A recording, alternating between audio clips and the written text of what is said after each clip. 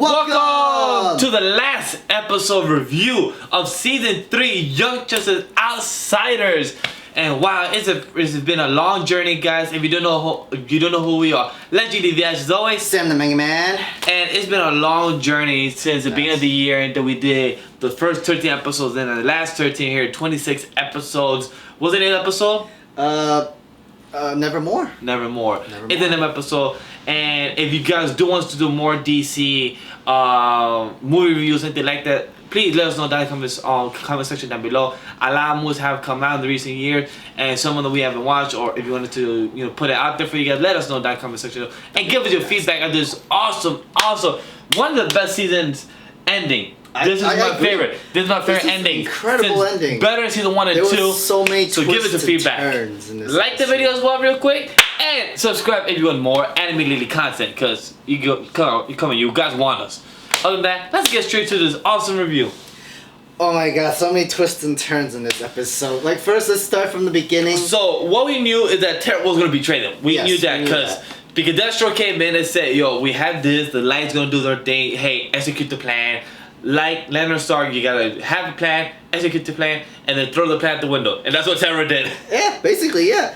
And because the plan was for her to kill Beast Boy, and that's the weirdest twist ever. Since they have that back in the other shows in Teen Titans, they had that chemistry, and now you. But this time they don't have chemistry, but they still have to kill Beast Boy. But I understand why. It's because he's the leader of the Outsiders. Yes. And he's a person, and if Terra kills him, it's more of a dilemma where they're tweets and the trending and all that goes downhill. Yep. So she's gonna kill him. Cause you killed the most main popular Young Justice Outsiders group.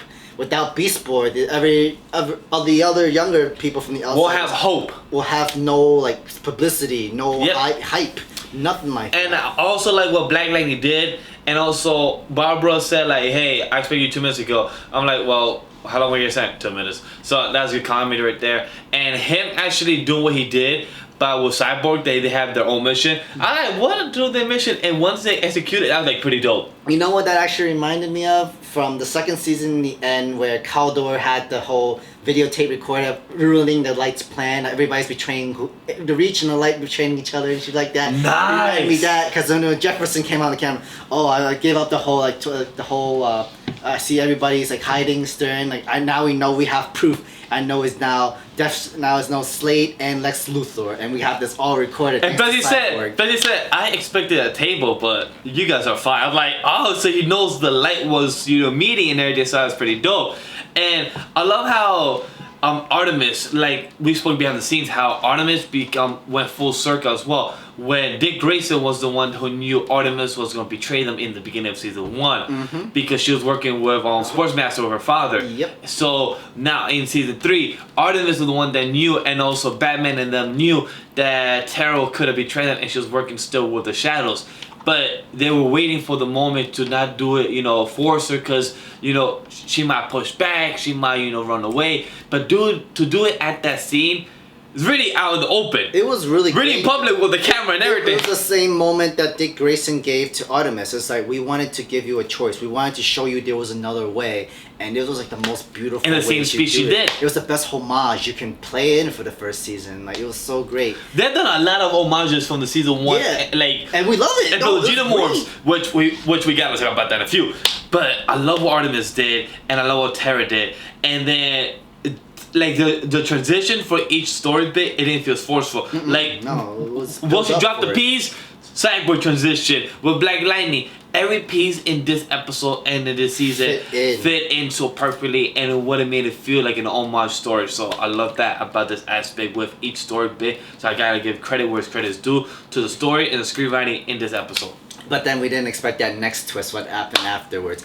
Prince Brion. Oh! Well, they stopped the uncle, but then you have the uncle saying as long as I breathe, there's always a trip. Yes. And usually, most hero stories will be like, okay, but you'll be in the line is always used, but you'll be rotted in a jail cell for the rest of your life, right? That's the line that's always used. But no, he said, bah!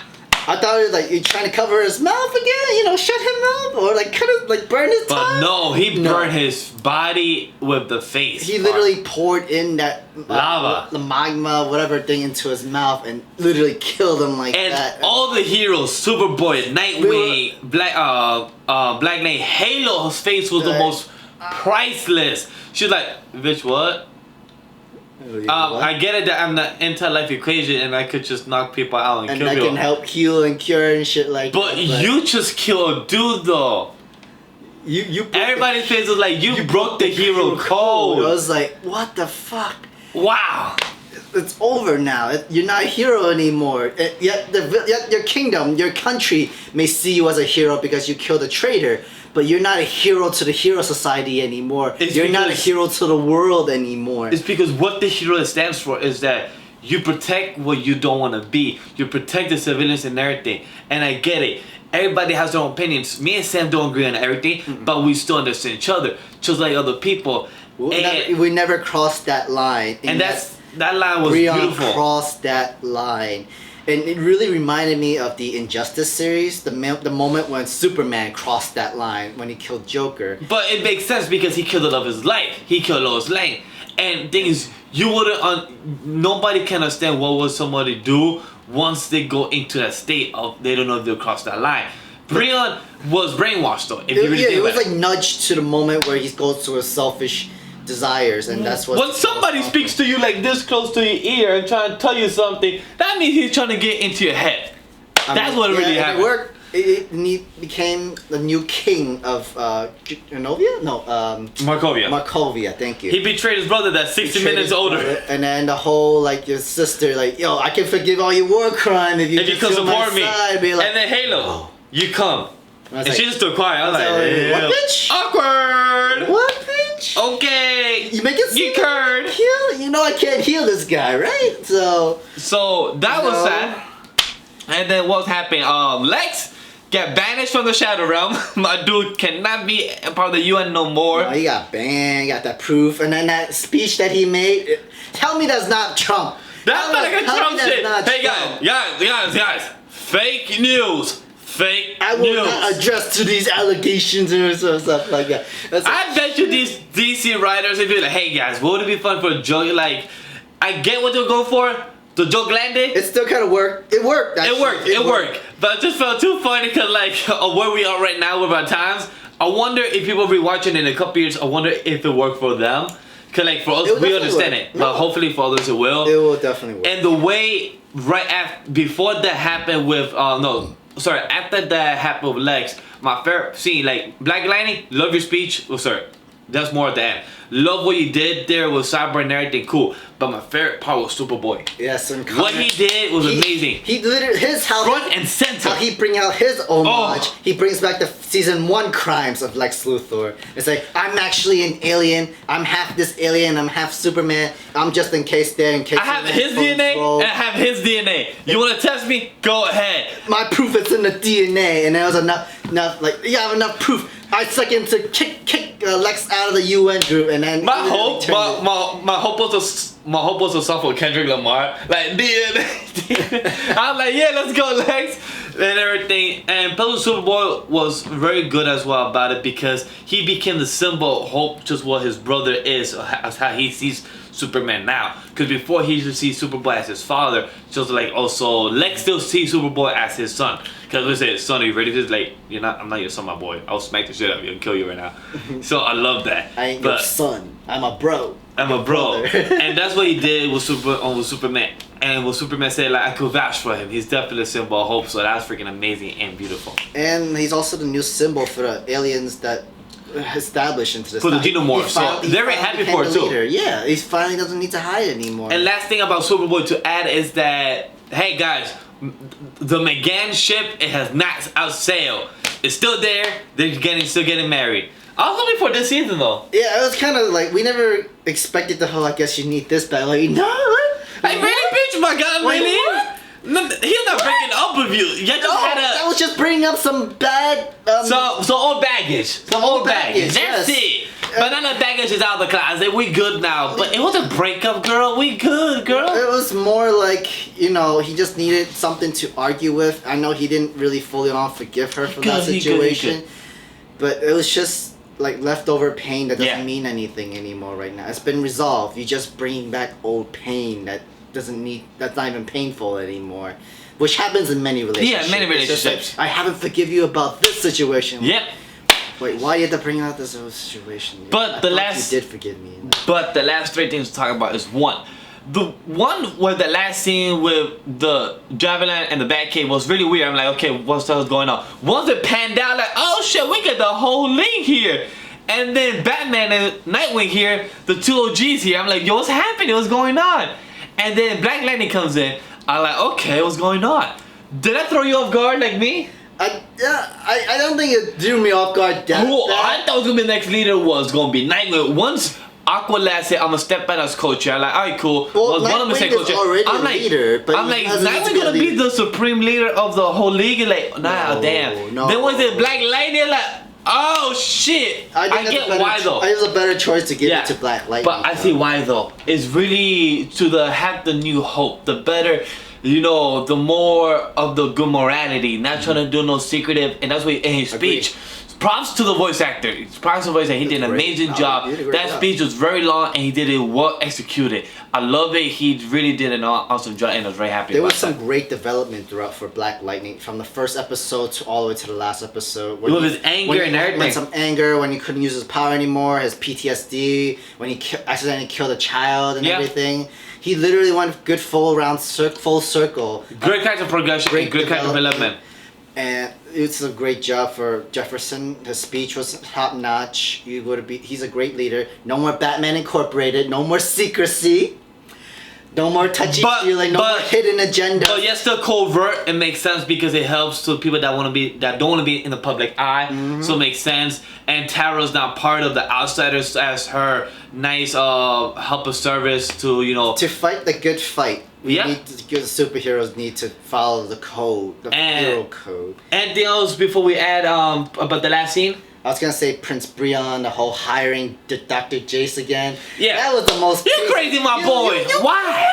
She's psycho.